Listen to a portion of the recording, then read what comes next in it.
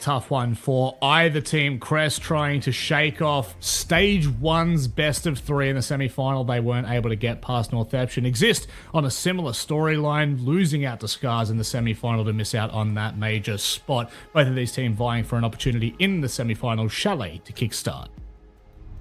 Alrighty then, Mandy, it's time to get into it, and that is not a ban that I have seen very frequently, if ever before, from Crest. Getting rid of the 0, that's kind of crazy.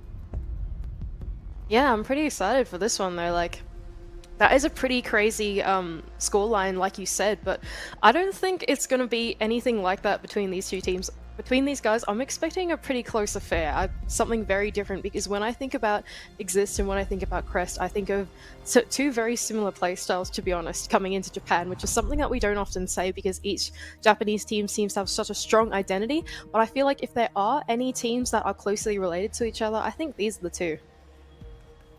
Very much so. However, the red flag for me for Crest is that IGZIST have won in the most two recent times that these teams have played. Back in stage 1, it was on Chalet, a 7-3 in fact for IGZIST. So very confident of Crest to go and pick the map. They last lost to IGZIST. However, of course, this has been one that they have worked on. In the meanwhile, it's actually been banned against them in every single Japan League game so far in Stage 2. So I'm excited to see what Crest are going to bring to the table as they start on this attack. This is really exciting. I really love the free cam. Yeah, oh, that is... Oh. That's so cool. I don't know. I really do like this a lot. That's awesome. The full setup that we can actually see in this top down. They're going to be going down to that dining kitchen bomb site and holding above with the mirror setup as well for IGZIST, right? I think for Crest, as you were saying, going into their attack, I'll have to see what approach that they go for. Are they actually going to clear out that top floor, or are they going to try and hit the bomb site more directly? With the setup that they've got, the lineup that they've got for the operators, it does look like they are going to lean into that top floor attack. We've already got some of these players starting out on Solar to put pressure over there. Meanwhile, the rest of them are going for that pinch over on the other side inside of Library. Chalet being such an aggressive map these days, very claustrophobic for defenders, and so we see a lot of aggression and a lot of trying to hold on to as much map control as possible. And for the attack, it's about utilizing a lot of these external windows and balconies to try and isolate players, but there actually has been a forfeit of a decent amount of ground here by IGZIST. They're leaving Library completely free for the taking, and instead holding on to Master, Piano, Office, directly above that bomb site. But have a look at that. The first engagement outside a trophy window. Eclair is able to find Salty on the ward. Yeah, this is good work, and they're going to start to make good use of this space over on the Solar side as well. Lua's going to get in below with the buck and able to start playing that vertical. Meanwhile, the flashbangs are being sent out over along those Solar stairs to try and mount an entry. Yeah, this is not looking so great for the defense. Now a mirror has been popped to try and enable the defenders to fall off in this direction, but as you can see, there's already attackers inside of Solarium and a player as well in Library to cut off that fall off, but VBort is able to find one and retake that Library position, so that's massive here for IGZIST. It has salvaged some map control. That was a good job to isolate that gunfight, knowing that there would be a player trying to cut them off as they fall back in through the Library side. Like you said, that mirror open now so they can try and flip their defense around to the Solar side. Although Eclair is good for a second, a double in the round for him, and he can start to get open the hatch into the bomb side. I gotta say, I always have a soft spot for a fragging Hibana. Anyone who's willing to play that Hibana and get some mean kills with a Type 89, I love to see it. And this push from Crest has been really awkward for IGZIST to deal with. They haven't addressed the main point of pressure. They've gone from the backside, from Solar, and from Trophy, and it's forcing IGZIST to get creative. Yeah, all right, here we go, though. There is still the player on the bomb site that Crest have left to deal with. Two players on the top floor are going to try and mount their retake at the right time, right? Eventually, Crest have got to press the attack onto the bomb site, and it all begins now. Rara with the first, but immediately traded back by Sireneko. Well, Shiraneko's in a good position here, but if he falls, it could spell death for Crest. Still top 4 control has not been dominated by the attacking side as they go deep on the side, but that's a pivotal kill for Sifty. Whiskey only just able to find that final shot, but VBort flanks on down, gets the refrag, and the 1v1 goes the way of IGZIST in the opening round. That was a really good job from IGZIST to retain their composure over in that top floor as the attack eventually came out for Crest, right? They identified very early on that it was a solo-sided attack and they didn't want to be sandwiched. So it was Vbort that made that choice to go over and take the 1 versus 1 inside a library, knowing that there was not going to be pressure there anymore. IGZIST were very comfortable still holding on to that top floor pressure. All they needed to do was time that retake and time the fights that occurred on the top floor in a great fashion for them to eventually be able to retake the bomb site. I can't remember who the mirror player was. I think it was Salty, who was left on the bomb site all on his own. Did a great job at taking down one and then enabling his teammate to come back down from the top floor and then get that final trade and win the round. Yeah, well, it's a decent start here for IGZIST, especially because that round looked so poor. But now, of course, they must change their bomb sites. And Chile, all these bomb sites are so cool. viable. Sorry. Yeah, I love this This is so sick. You're going to nerd out because you're the obs here, aren't you? Yeah, I know. Like, why wasn't this around when I was doing observer work? Right? I feel, Please don't go back. Don't go back. I want my co-caster. I'm not going back, don't worry. You've got me for the rest of this stage at least. I'm very glad to hear it. Sorry, I completely cut off your point about it being the basement bomb site. No, it's fine. I want to say, I think that this Japanese observer, I don't actually know the name of the observer that we have today. Hopefully I'll be able to track that down. But this obs has definitely been incorporating the free cam a lot more than I've seen in the other broadcasts that we've done so far. So massive credit to them.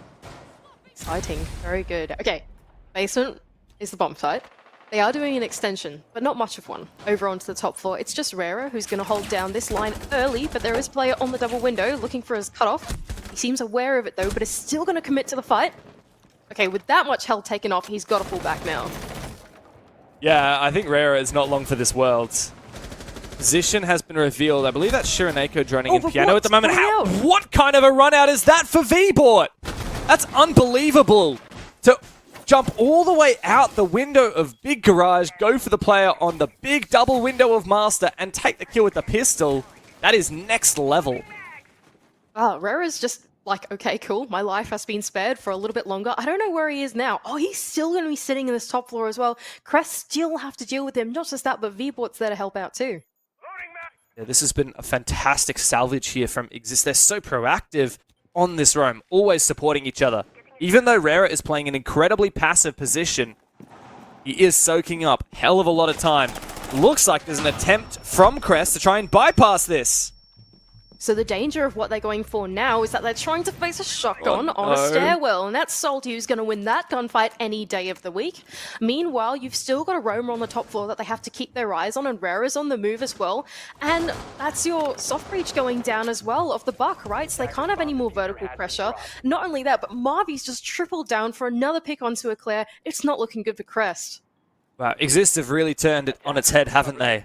It's a beautiful strats being brought out with that echo on the blue stairs, the willingness to get aggressive and run out for Vbort as well. Shiraneko's looking to try and finally clear this player on the blue stairs, but you're just never going to win that 1v1 against the Yokai shotgun.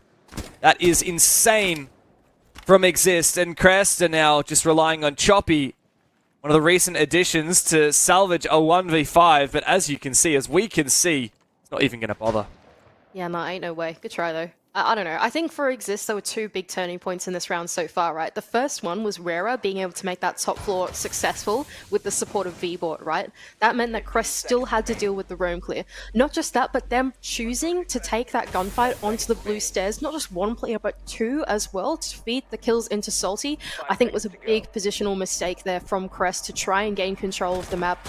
They're really funneling straight into the defense that IGZIST play, and there you go, Vbort flying out of a second window in this round to claim his last kill. Yeah, that's unreal, both with the pistol as well, and that makes 5 kills in 2 rounds for Vbort, the undisputed MVP for IGZIST so far in this game. I really was thinking that Crest might have had IGZIST's number here, despite having historically a poor head-to-head record against IGZIST. Crest, I thought, going to Chalet, it was a sign that they had been putting in the hard yards and going to a map that they know they've lost to IGZIST before, but had prepared some new strategies for. And Mandy, to be honest, it seems the opposite is the case, right? IGZIST are bringing out all kinds of new saucy stuff that I haven't seen before. Some aggressive runouts, that Echo shotgun blue stairs hold. It's a real marvel to see. They're actually doing really well, like not just on the macro decision making that we saw from round 1, but like you said, on that second round as well, the way that they played that teamwork through the mid round to make sure that they were supporting each other on the runouts and making sure that Salty was in a good spot on the stairs too, and there was still pressure coming out from the roam, yada yada. Like IGZIST are doing all the right things so far, and I know it's only been 2 rounds, but like you said, it really feels like they've quite workshopped this map and they've thought of all the eventualities. Attackers are heading out to defuse a bomb. I just noticed Manic put a message in the broadcast chat saying Japan is cooking today. Holy moly. Well, he didn't say that. He said something that I can't say on broadcast, but I really just want to echo his statement. Holy moly. These guys are really cooking. They've got something very, very nice. I'm really enjoying the way that IGZIST is playing this so far. It's not like Crest are playing poorly. IGZIST are just so in their face and always have something cheeky hidden up their sleeve. Alright, here we go. Top floor is going to be the bomb site, but it doesn't actually seem like there are any defenders there. Oh, there's actually 2, never mind. There's the Mirror that's going to babysit the bomb site, and Salty, who is going to hide himself in the bathtub. So, meanwhile, the rest of IGZIST are going to extend out onto the rest of the map and prevent that early entry coming in from Crest. It does seem like they're going to do something a little bit more direct. We've immediately got that hard reach over out on the Fluke balcony, trying to get that wall open. Meanwhile, Siren Echo is putting pressure over on Library, but is going to face into a Mirror. This mirror window is so difficult to clear as well, but Marvy's actually going to forfeit the position. Salty finds the opener! No way. Oh no! It's disaster here for Crest. 3 quick kills. And an attempt at getting aggressive has fallen flat on its face. Once again, Shirenako's in a 1v5. Yeah, it's not looking good for Crest. I can see what they were trying to do there. They thought, okay, change up the pace, try and hit the bomb site directly. They didn't want to sweep around this time, right? But there were players that were so ready for that. We saw Marvy, we were on board with him as he rotated back in, took that player out who was going to hop in through that piano window. Meanwhile, Salty on the bomb site very easily handled that push that was coming in through the office door. It just felt like IGZIST knew exactly what was going on for Crest.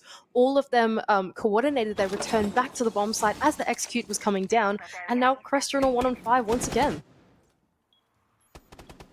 Yeah, and I can't help but feel like this is going to be a unofficial tactical timeout for Crest. If I'm Sirenako right now, I'm just going to sit back, have a chat with the squad, because the diffuser is down. You're in a 1v5. This is not going to happen. This is not really a winnable situation by any stretch. So It's not good for Crest. What do they talk about in this brief break that they have now, Mandy? Yeah, I was just thinking that exactly. Like, if I'm Crest here, what would I be changing up? And I think if I'm Crest, I would change up the way that they're approaching the building. Like, just bring it all the way back to step 1. Because it feels like every time that they've entered into the building, or at least tried to make their way in, they fed straight directly into a player of IGZIST, right? They're not actually identifying the areas of the map that IGZIST have given them free and then entering in there. They sort of like have an agenda that they've decided like before going into the round, and no matter what, they're going to enter in there anyway, right? Whereas I feel like if Crest spent a little bit more time in that prep, or even in the early round, sending in Jones a little earlier, there's no solace on the board, right? So maybe make some stuff work with pre-place in the basement or whatever you want to do. They need to actually find space in the early round before they can translate anything in the mid-round. Yeah, it's challenging though, because there's a lot of problem solving to be done, right, for Crest, because IGZIST have so many nice setups, whether it's mirror windows or Yokai's holding blue stairs or Azami. There are so many powerful defensive operators in play, right? So we often talk about I don't know, how many big hitters are there at the moment, do you reckon? You got Solus, I think 6. Fenrir, Azami, Mirror, Valkyrie. What am I missing? That's 5. Warden. But, I mean, Warden is a big hitter, but we don't see it banned. Yeah, but it's important. Okay, it's like, okay. Warden is like the strat-breaking operator, you know? It's true, like in terms of as the long as you glass, have Warden on the board, there's like a type of attack or a type of execute that the attack cannot do. Does that make sense? Yeah, I get that. And so, like, in my opinion, I think Warden is like a very necessary like operator, right? At the moment, at least. Yeah, 100%. So I don't you know got if like you'd agree with that. But... I agree. It's funny because it doesn't see a lot of bans. This is a bit funny. I actually ban it all the time in ranked because I love playing. Yeah, that's a good. But that's the play though. It is the play. Yes. It is. Of course, there are other tools that can counter like smoke and flash based pushes, like Maestro or C4s or smokes sometimes, or even just bulletproof cameras. But yeah, Warden does something that no one else does, and that's the ability to just like peek through smoke. Also, such a good fragger right now. but just holistically, right? We've got like 5, 6, 7 like must-ban defenders, and you get 1 ban. So what do you get rid of? And in this case, right, so Crest decided to get rid of the Fenrir, which leaves in the Solus, as we're seeing here from Marvi, the Azami, the Mirror, even the Echo, which is being utilized very well here. There are so many good tools on the defense that have to be dealt with by the attack, and it's proving incredibly challenging to do so. There is definitely a lot going on for the defense, which is why I think like coming into the season and coming into the maps, even though we discussed it so much on the desk, I couldn't help but feel like despite past results, this could go either way. Right? Because like of just how much has changed, just how challenging it is to attack at the moment. I think we're seeing it come into play just as you're saying here, right? So we are going down to another bomb site. That was a tactical timeout for Crest. They've had some time to talk about what they want to do instead. It is going to be down to that dining kitchen bomb site once again. I wonder what Crest have changed here, right? Are they actually going to do what I said and try and attack the weak point or take the path of least resistance? Or if they cooked up something new? Well, this really is a test for Crest, isn't it? Because they had an exceedingly long tactical timeout, because they took about 1.5 minutes at the end of that round once it was a 1v5, and then they took their actual 1-minute tactical timeout. So there are no excuses now for Crest. You've already attacked this bomb site before. There is the ability to salvage the half here. You're attacking 3 bomb sites that you've already played and seen the setups for. What are you going to cook? I don't mind the approach so far from Crest. They've identified that there are no players inside at library position, so Choppy's made a very quick entry in. The thing they have to be worried about here is Marvi, who's on the Solus, right? So he can see all of the drone work that's coming out. We can see 3 active drones on that map. He's going to be communicating that to the rest of the IGZIST players and saying, okay, they're doing a map sweep. Let's get ready for that. So it makes me wonder what Salty's doing with that Azami barricade he's just put down, right? We're not going to be able to see because we can't come with the Observer, but it does make me wonder what IGZIST are going to respond with. So far, their macro decision-making has been really good. It looks like Crest are playing fairly slowly in this mid-round to just double-check there's no Valkyrie cameras or Yokais in lobby. That's what I believe they were doing with that drone tossed up onto the rafters. But we know there are 2 Yokais in play, not sure where, and IGZIST are once again getting really proactive in this mid-round, like you're saying. Opening up some extra hatches, some extra lines of sight, and changing the positions that they wish to play. This is good. Yeah, this is exactly very good. They've realized that the map sweep is coming through, so Veerbort's gone, okay, let's flip the setup around, right? They're not going to come over from solo, so we can have that space to play. Meanwhile, the main breach is going to be open, but do they know that Sifty is right here? Aggressive position. It has been thrown. There you go. Well, fortunately, he was able to take down a Twitch drone and a Flankwatch drone. Hasn't been punished on the drop as well. So decent position here for IGZIST, but Crest do have an opportunity to go for this execute once they're ready. Yeah, that's someone's head. Salty's just realized the strength here in the Azami barricade is that they can actually retake into this dining position if they so choose, right? Rare is still on the top floor, so they haven't gotten Vert onto where Salty is, so he can use that Keeper barricade to actually go for a retake. Not just that, but Veerport going for the flank as well is not going to make things very easy for Crest. Okay, here comes the attempted plant, but Lua goes down. A reattempt now for Eclair as Vbot has finally been traded. The Yokais and the flank from Marvi will deny that plant. A beautiful jump in the window from Whiskey though. Might make this doable for Crest here. There's still a player on that flank. It's Rera as well as Marvi. And here goes Rera above, taking down the Yokais. Now ineffectual, but Marvi for the flank. It's up to Whiskey now. But there's information thanks to the Yokais on site. And that makes it an impossible task. Once again, a dominant round for IGZIST in the dire moments. Yeah, and not just that, but once again, they're showing how good they are in this macro decision-making again and again. 4 rounds in a row now for IGZIST. Like we said, even though Crest did the map sweep, even though they actually took what was given to them for free, IGZIST flipped their setup around with no pressure coming from the other side of the map. Not just that, but as soon as they took down those flank drones down on that basement, it was game on for the basement for IGZIST, right? Viewbort's like, they don't have info on me now, you just shot 2 drones. Okay, I'm getting down there, right? And so I think for IGZIST, they're so aware through the mid to late round of what space has been given to them and what space they can contest, and they just go for it without hesitation. I gotta say, Maddie, I'm really impressed by IGZIST. They kind of blew us away in stage 1 with such a dominant group stage, but then they really struggled in the big BO3s when it mattered. But this is Crest's map pick, and next up we're going to Bank, which on paper is such an IGZIST favored map. You know, Crest on a 4-game lose streak on Bank. I feel like this is a 2-0 incoming, just with how dominant this game has been. And then the sky's the limit for IGZIST. Yeah, that's exactly right. Like, I think they've just improved so much. Like, it feels like a complete change of philosophy from the IGZIST of Stage 1 to the one of Stage 2. The one in Stage 1 just didn't look quite as developed as the one that we're seeing in this particular series, Oh right? my god, Okay, never mind, V-boards. V-board. Well, he almost got us one. Whiskey is very low, so you know what? Good effort, but not quite. Trying to catch them off guard, but doesn't quite land the shots. What's the mental impact of that run out, though? Even if it's not successful, Whiskey is like, man, Yeah. I almost lost a fight against a pistol with the G36C and a 1.5 times scope. Oh my god. For some reason in my brain he was Capcan. I don't know why, but I was like, oh yeah, you know, he had the 1.5, he could jump out there, but no, you are right. That he was probably Ella jumped out with a Pistol. Yes, Yeah, you are 'cause, right. He was running shotgun. Like, that is the balls that this guy's got. It's unreal. And still exists Look, when can't you're up, be too upset. Hello? What's this? this is scary. Rara knows exactly what's going on here. He knows that there are so many people entering in from this trophy side, but he can just sit there and wait for the drones to come through. Okay, here we go though. This is quite the advantage now for Crest. 5-on-3 is pretty significant in the man advantage.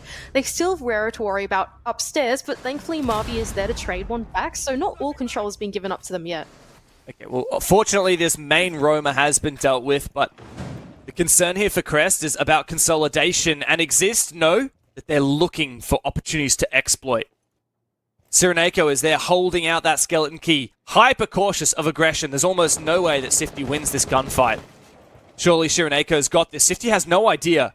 Cyrenaiko on the other side has not made a sound. He's got He no likely idea. must have heard the echo on the other side.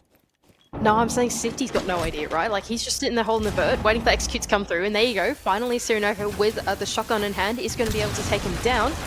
Marvi now in the 1v4. He can isolate this gunfight on the breach if he can land the shots, and he does. Second one to come out from the second main breach. It's going to be a pretty tough angle to land with the one. Oh, yep, he's getting taken down with a 1.5 instead. Yeah, look, it was an interesting start there for IGZIST. Finally, though, Crest get that much-needed round. You could perhaps point some holes at the IGZIST hold there and say, look, they let Crest in the game a little bit too much, gave them too many chances. But at least we can say that they continued the aggressive playstyle and they continued trying to assert dominance over Crest. Didn't work for them, but had that worked, had those aggressive plays worked more frequently than they had, I think of the 5 aggressive plays we saw that round, only 1 worked. If more of them had worked, then that really would have put Crest on the back foot, tilted them a little bit, and I think confirmed the game. But of course now, Mandy, 4-1. The opportunity is there. Crest have finally quelled the doubts that we had about them, and there's a chance that they can redeem themselves in this half. Yep, that's certainly right. And I think that, like you said, like this is a tale of two sides, right? We were saying earlier that it is quite challenging to attack at the moment. So for me, I'm waiting for Crest to go on that defending side and see if they can put up the show that IGZIST are showing at the moment, right? Because I think that for them to have even a chance in this series, they need to do exactly that. But never mind, we're in the 6th round, so they still have a chance to land an attack here. Does seem like we're going to go over to that top floor bomb site. There is a shield setup going out in this cabinet's hallway, but there is the Floros to try and deal with it though, right? The thing they have to worry about is going to be these mute jammers that are protecting that reservoir of utility over in the hallway. So look at the way Crest is playing now. They're so hyper cautious of aggression that they're going to hold angles for extra long. They're going to hold positions that, I mean, you'd have to be stupid to jump out of, but IGZIST will do it anyway because they're looking for those chances. So Crest are playing a much safer game.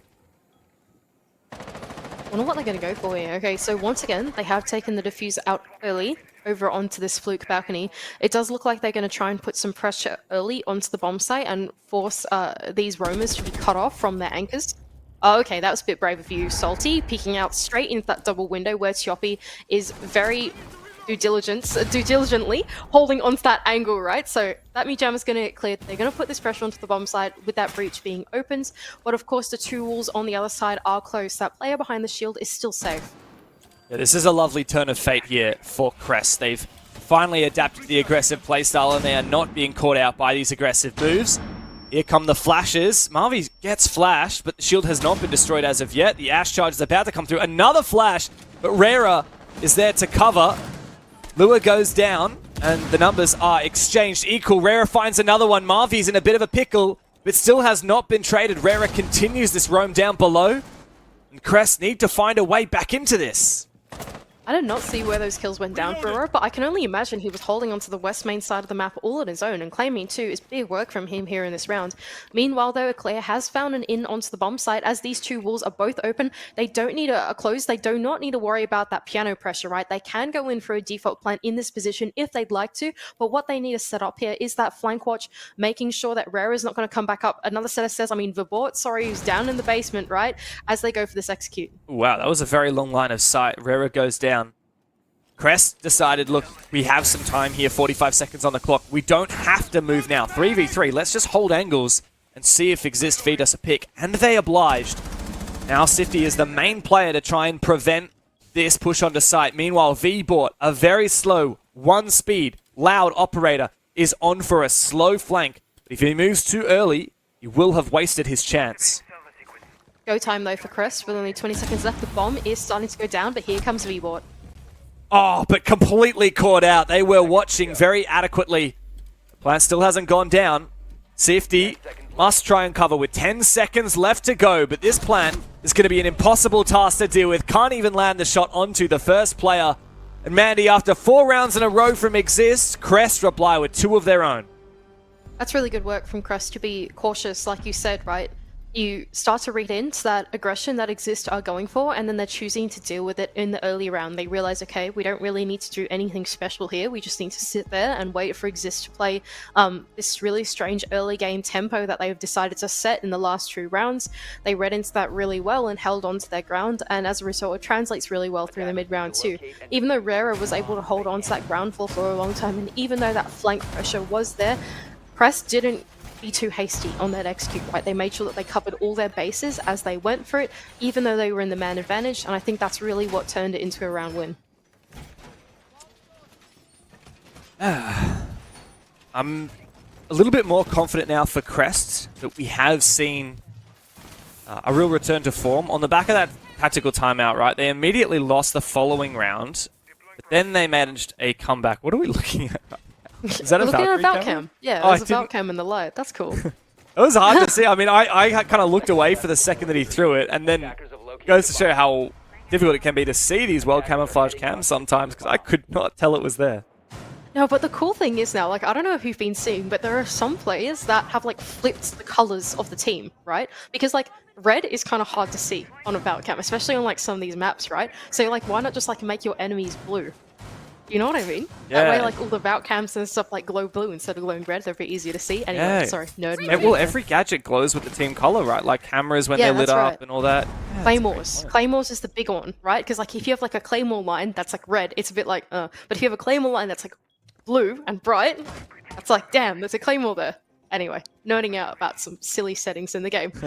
Here it is. We have Ying. I think that's the big thing to be pointing out in this round for IGZIST. We've got Ying, we've got Grim. Like, what is going on there, right? Not just that, but Ram with Salty Hue. I wonder where he's going to put that pressure. It does look like they are going to go for something pretty direct. Yeah, interesting choice. The bees have been deployed here in bathroom, completely locking out the entire room. No one's going to jump in on the back of it. There is a frost mat on the window. Sifty is still holding this piano window, looking for a player to cross his line of sight.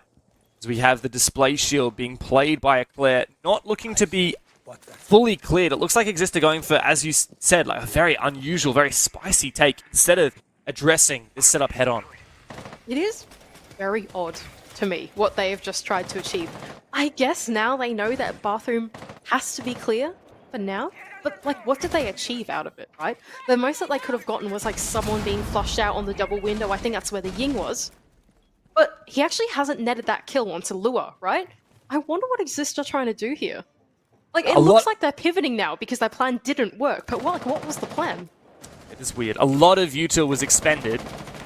Ying's already used 3 Candelas, and Grim's already used all but 1 of his bees. And yet, no kills have been taken. Maybe it was all like a bluff, you know?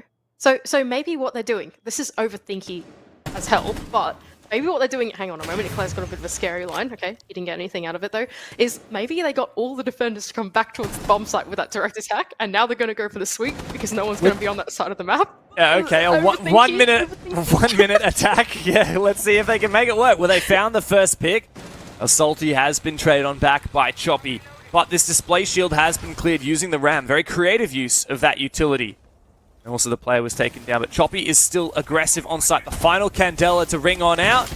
Choppy is about to be in a world of hurt, but somehow does not get flashed. Now looking to re-peek. There's a good pick there from V-Bot on the fluke balcony, but Rara elsewhere's gone down. Lou has made an aggressive play, but Marvy's in the site and looking to plant this diffuser down. 2 players on for a retake, but is anybody watching for Lua on for the flank? It has to be V-Bot to cover. He lands his shot. Shiraneko now makes it a 1v1. Lua down, but not out, and the final kill to come through from V-Bot. My god, it was a tight round, but V-Bot in the clutch. Cool, calm, and collected, as always. That was really well identified from IGZIST in the late round there, right? As soon as they had opened the breach, they realized that they could actually walk into the bomb site for free, right? When those 2 walls that face in towards those cabinet hallway is closed, like both of them are reinforced, you don't have to worry about pressure coming in from piano, right? The only way that piano person can put pressure onto the execute is if they swing in through the door, and that was covered by V-Bot, who was entering in from office as well. So as soon as that breach got open, they immediately executed. They immediately went for that attack, not allowing Crest to reposition, not allowing them to go for that retake and be composed for that execute. And as a result, I really just think that they got the bomb down so hastily that Crest didn't have a response for it. I'm just amazed that with 1 minute to go, IGZIST managed to make that push work, Mandy, and the result is a 3-round lead. Okay, I think I definitely overthought that in the mid-round there. I was like, yeah, maybe they like baited the defenders to come back to the bomb site and then they go for the sweep. No, I reckon that plan just didn't work. And then they had to go and pivot over and do something else instead, right? So, like you said, I think full commitment to IGZIST for making that work with so little time.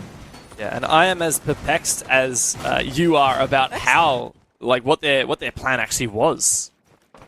Yeah, What were they intending to do with the Grim and the Ying and the nades? It was a strange one, but like you said this at the start of today, Mandy, but Japan is awesome. I just love watching the way that these teams play. You simply do not get this play style in other regions.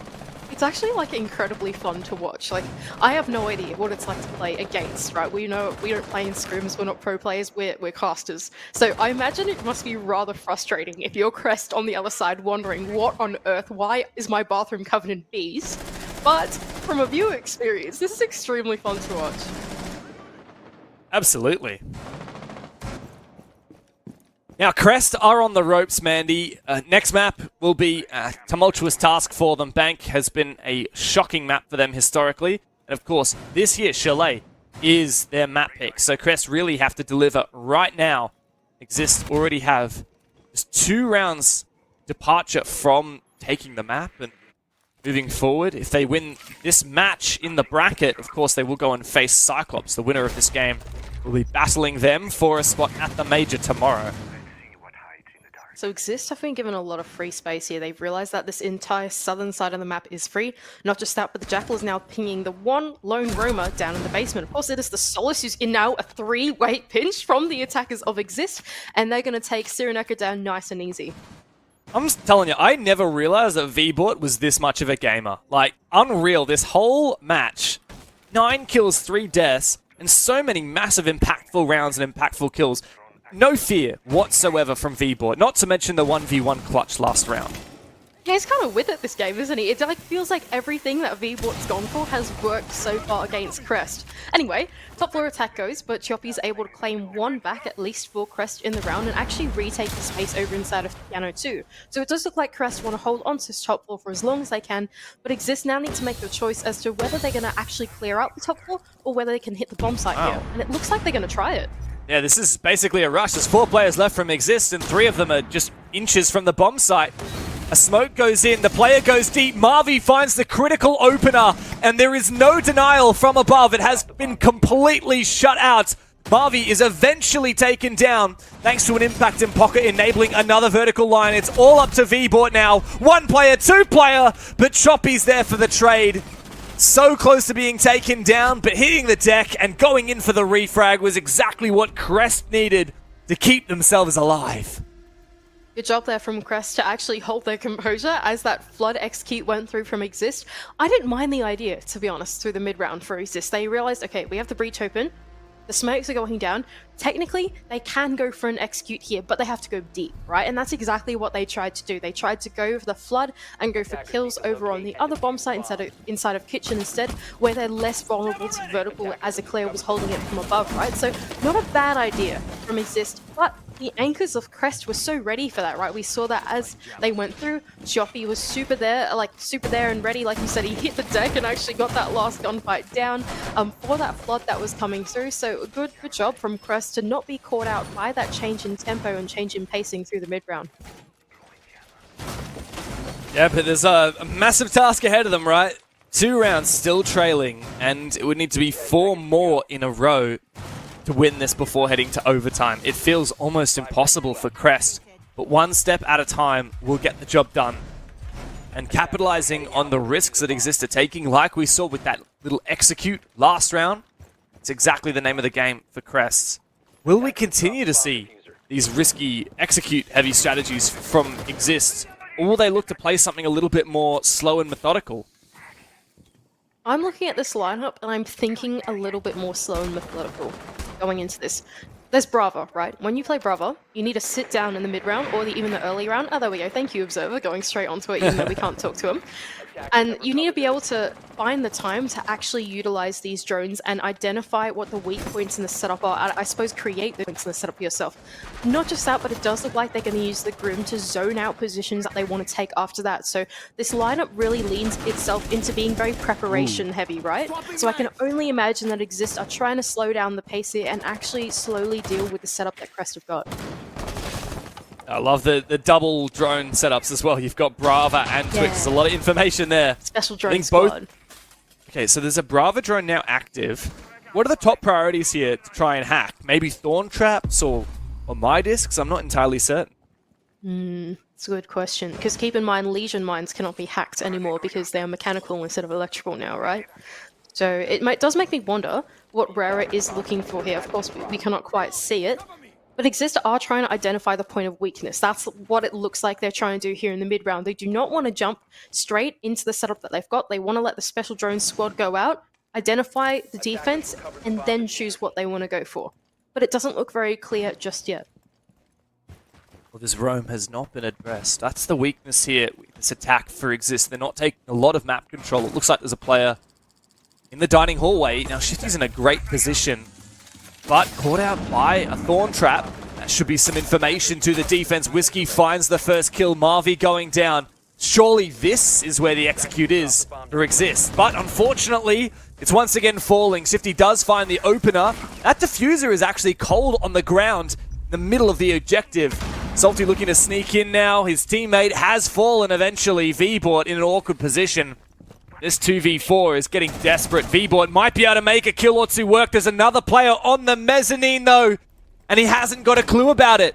He's just around the corner. When does Lua make this play? Looks like Choppy's coming into support now. Lua misses the opportunity, but eventually lands the shots needed. And Crest have strung together 2 defenses on the trot. Yeah, unfortunately, the plan for IGZIST not quite working. They identified there in the mid-round. There's only one player in the bomb site. We could flush him out with the Grim because they had the Grim inside of Mudroom, right? So I think that's the plan that they were trying to go for once the execute came through. But slightly overlooking the fact that vertical pressure was still there for Crest. They could look through the holes and eventually take them down as they tried to flood into the bomb site, right? So Crest doing a great job holding onto their composure once again and actually being ready for that change of pace that IGZIST were trying to bring to the table. It's very much like similar to the last round that we saw all the way in round, I think 8 it was, that IGZIST tried to change the tempo and go for a flood execute. Same thing has happened in this round and Crest are ready for it both times. Yeah, they have really lifted themselves up by their bootstraps here and forced IGZIST to be the ones to have to address the issues of their last 2 rounds. So tactical timeout is in order for IGZIST as we see it going down at the moment. Some not quite locked in yet operator picks as well from the attack. The Flora is being brought out for the first time. They actually love their special drones, don't they? We've like got it. Flores, we've seen the Brava, now the Twitch. They love it. No, that's so the era of this attack, though, don't you think so? Like, we were just talking about earlier this game about how much stuff there is on the defense, right? There are so many things that they have in their toolbox to be able to use against the attackers. What do you have if you're an attacker, right? Like, what can you do? And what you can do is bring along Special Drone Squad. You've got Flores to take down your shields and your Zamis, you've got Brava for your Fenriers, and then you've got, like, Twitch to do kind of everything else, right? Like, all your, like, anti-pod breach, like, shooting out the active Fenriers as well, like, that kind of thing, right? So, yeah, I kind of like it, to be honest. I think it's really fun to watch in the mid-round. You just need the RAM as well. Yes, I don't know if Ram's device counts as a drone, but I think it it's does. something. Special Drone Squad. Got lots going on there. Anyway, there's less special drones here, though. We've only got Twitch this round. It's alright. It's still targeting the mirror windows would be massive, even targeting some ADSs from Jaeger. There's actually a lot of catch being brought to the table here, isn't there? Yeah.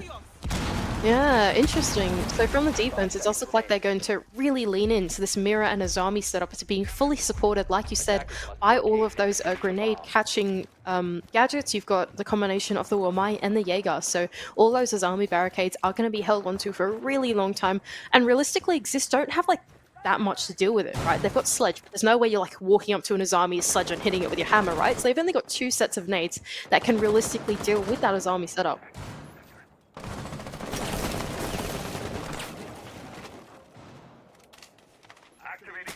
With this aggressive peek here from Shiraneko. Oh, he spots the player. Doesn't quite land the shots, and now the jig is up. And V-Bort knows about that position. He's going to take the fight. A drone can be shot out, but Shiraneko unfortunately missed the opportunity. He's going to be able to scan the tracks, though, of Shiraneko as he goes up into the top floor, so it is going to clarify for IGZIST that they do actually have that ground floor control.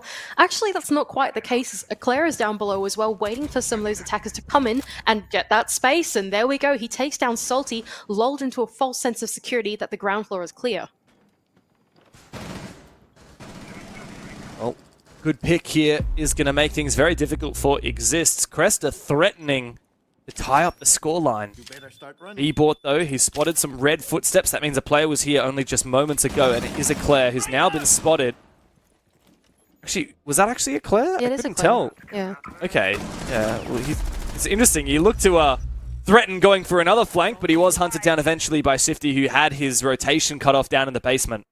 Yeah, this is good work from IGZIST. They fully utilized the 2 roam clearing operators to actually then get control of this ground floor. Like you said, the Jackal fully confirms the fall-off routes of both of those defenders, and finally one of them was actually cut off, and that was Eclair. The rest of the anchors now have to fool their way back into the bomb site. That's giving some room for IGZIST to eventually be able to take library control, but they don't have as much time to make the execute work. This time that angle is open inside of library, so they're going to face a world of pain as they try to make that control work inside of the cabinet hallway and then inside of the execute. Okay, well, the breach can at least be enabled here. Oh, Shiraneko did get the shot that you were talking about on that long angle. And it's V-Bort as well, one of the best players that IGZIST have had to boot in these tight engagements, in these last-minute pushes. You need someone who can get in there and start to cause havoc. It has been V-Bort, but he sits out for the rest of the round. They actually have info in the bomb site as well. I don't know if you can see, but the yellow pings are going out for defense. So even with 29 seconds left to go, Crest know exactly what is going on. It's looking like a really good round for them to take. But poised to even up this game. Crest on their defense now. Just hold fast. And a beautiful shot on the long angle from Whiskey denies the player looking to plant the diffuser. Denial of the bulletproof camera in sight is caught by a magnet. Sifty goes down. Herrera's not even going to attempt the plant. And Crest have done it 3 rounds in a row, denying the tactical timeout conversion for IGZIST and reaching breakpoint here on Chalet. That was really good from Crest. They really leaned into the defense strategy or philosophy that they wanted to play there. That roam game that they were playing paid absolute dividends for something that was very, that they declared a lot of resource like they declared barely any resource to. All of it was on the anchor side, right? There was that like Azami's mirrors on side of the bomb site, supported by all those mines and Jaegers, but they still went for that roam. And with the amount of time that they wasted, IGZIST by the time they hit the bomb site just did not have enough resource and did not have enough time to actually clear what was left there. We could see even in the last few seconds of the round, there was info going out as the execute went down. There's no way they could have cleared that. That Gon6 got caught out by that ADS, right? So really good job from Crest to actually play their strategy to perfection. This really has been a tale of two halves, hasn't it, Mandy? IGZIST got 2 flawless rounds on their defense, and it took a hell of a long time for Crest to get themselves on the board in that attacking half. And now, Crest are on their defense, and IGZIST have been floundering. The only round that they have won on their attack was a 1 versus 1 clutch, where they really, by all means, should not necessarily have won that round. In fact, there's been 2 1v1s going the way of IGZIST in this game. And that's an early 1v1 going the way of the Claire for Crest. V-Bor taken out so early and his utility dies with him. That's an incredibly important player to take down in the early round as well. Like you're saying, Jackal is one of those early round to mid-round enabling operators. You want that player inside of the building to be able to take the tracks of those roamers and secure the fact that, okay, are they still there or have they fallen off yet? Now with that off the board, the only roam clearing operator they have is Rara. And so going into the building, they have to be very, very cautious this time around. This game has flipped on its head completely from just moments ago, when IGZIST were poised to threaten a 2-0 after a dominant start. Now, Crest, just look at their aggression. Look at Lewis still continuing to peek this west main window. IGZIST have no idea what to do. They're a measure twice, cut once kind of team, but they're struggling to measure it all. So the danger, I think, for both these teams is that, like we were saying on the desk, they're rather slow, like on the attack for both of them, right? Which is why I think we're seeing, like you said, the tale of two halves. The defense is particularly strong, not just because defense has a lot of good operators, but it really leans into the playstyle of both these teams as well, right? So IGZIST have realized that they have this map control over on the library side of the map and are going to make this sweep work for them. But the time is ticking down. Once again, time is the enemy as they're going to try and clear out this Azami setup, try and get the wall open. There's a lot of stuff they have to do to be able to execute eventually onto the bomb site. That bomb site is kitchen dining, which means that, yeah, as you said, a lot to do. There's a lot of map control to take. All these roamers still on the top floor, still holding trophy. IGZIST, they're poking and prodding, looking for an opening, but nothing being gifted to them. Another drone goes in. We need to start seeing these positions being flushed out. There are flashes available here for Marvi, looking for the player at the half wall. There's a Claire on the other side who's been phenomenal in these last few rounds. In come a flash, but caught out by the magnet. I think it's a nade from below. Salty's going to try and land this one. Okay, that second nade doesn't land either. And Whiskey taking down Sifty doesn't make things any easier. A flood in through the piano double isn't going to quite net them the kills that they want to. And now Salty is in a 1-on-4 with only 30 seconds left to do it. Crest are about to take match point, Mandy, or at least map point here on their own map pick. And it comes down to what has been a phenomenal defensive half. Salty looking to salvage a 1 versus 4, no grenades in pocket. Diffuser cold on the ground, just meters from him. 15 seconds to go. Under a sea of death inside the crossfire from 2 Crest players. Lure also going downstairs. Salty is going to drop below, but he still doesn't have the diffuser, and he knows that they know it. So all that Crest have to do is wait and bide their time. Another kill is merely a consolation prize, as Crest will swiftly trade Salty on back and take the map point along with it. This is really great work from Crest. I think they're really punishing IGZIST for being slow through this attack. Like we've been seeing time and time again, they're seriously leaning into the anchor setup here for their defenses, and they're playing their strategy and their philosophy incredibly well. That's 2 rounds in a row now. We've seen Crest give up half of the map, but still be able to hold on to the other half of the map like it's a stronghold, like it's a fortress. And both times that IGZIST have tried to execute through the mid-round, or even just tried to sweep into that top floor, they haven't been able to do it because they don't have the resource to do it. Those Azami barricades, they stay up. They don't have the utility to flush out any of those my discs. It just feels like IGZIST don't have the solution to the problems that they keep facing in the mid-round, and Crest are just holding on. I feel like the story of the first half was IGZIST have some really nice setups, and they love to play aggressively around it. And so for Crest, like they can't even get to the point of dealing with those setups because there's all that aggression. But then in the final 2 rounds of Crest attack, they started to read into this aggression.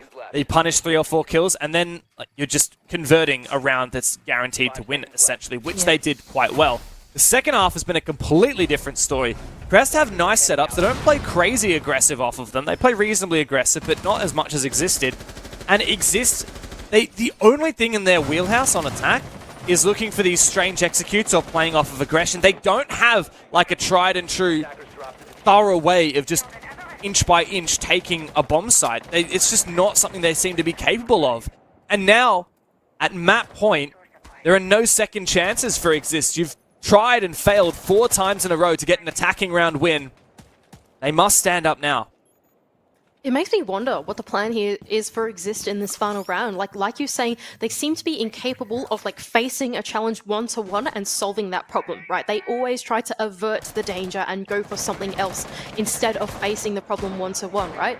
Here we go. It's going to be they're going to look for this roamer here on the ground floor in the basement instead. That's Sireneko, who's playing that Solace. He's seen those drones come through on the basement. And he's like, no, I'm out. Get me out of there. The attackers are on their way. And now he's going to communicate that to his team as well. Once again, looking for an opportunity to make a play here. Rara and Marvi, bottom of Snowmobile stairs. Of course, this reinforced wall right here, the Maverick, you can get some nice and easy kills. It looks like some Candelas being thrown out. IGZIST are trying to time something here. Here comes the Maverick, and Rara is watching the angle. Does a bit of damage against Whiskey, but the kill is not confirmed. I wonder still what IGZIST are going for. It does look like they're trying to draw the attention of those top floor roamers with the Candelas, put the pressure on through there. Meanwhile, the rest of the players are going in towards that bomb site. With only a minute left to go, though, Crest are very aware that there is a presence down in the basement. They're watching all of their stairs. They're covering all of their backs at the moment. They're super aware that this bomb site hit could come in at any time. IGZIST have a lot of good ideas on how to find picks, but if they can't get the pick, they don't know what to do. Now they're once again confused, droning out Mezzanine. Mezzanine is clear. Surely someone from IGZIST is able to capitalize on that information, but it's not going to be good for long. Lua goes down. This is the opening that IGZIST have been looking for. That's exactly right. The thing they have to worry about now is this ground floor control. Sireneko is in a very unusual position if they want to go in for that lobby-sided execute. Claire's found Salty as well, still holding firmly onto these blue stairs, with Choppy on site holding down the fort. 30 seconds to go, but there's no more gas remaining. A very awkward position for Sireneko. He goes down to V-Bort. The Candelas now primed and ready. 2 left in pocket. As Sifty's going to look for some more information here. And spotting that Eclair player downstairs in blue. Rara has to go desperate now as IGZIST jumps straight into sight. It's a knife for V-Bort. And looking to confirm the remaining kills. The diffuser is not being planted. They must go for frags. And Choppy has found one. V-Bort able to trade it back. But there's no time to plant the diffuser. Moments away were IGZIST from pushing overtime. But the clock is Crest's best friend. And they make a massive 5-round comeback to take their map pick of Chalet. Defense is the name of the game in this series so far for both of these teams, not just Crest, but for IGZIST as well. And they hold strong here in that second half, down 4 rounds deep, but they make that comeback work. And